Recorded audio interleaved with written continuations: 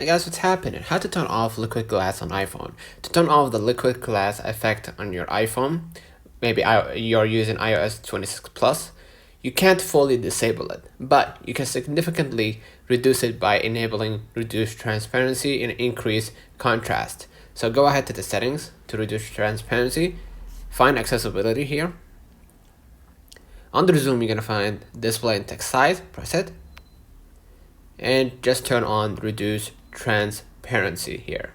Okay, now what we're gonna do, we're gonna go to the settings and use the liquid glass option to tint it. So what I'm gonna do, I'm gonna go back to the settings. All right, find display and brightness. All right, and then what you're gonna do, just use the liquid glass option to tint it. Right, or true tone here. Right, you can also see the color temperature where you can adjust it.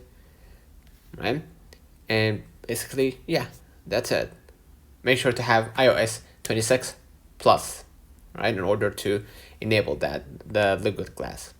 Okay, yeah, which makes menus opaque and removes the blur, giving much clearer, less glassy look. So don't forget to like and subscribe. See you in the next one.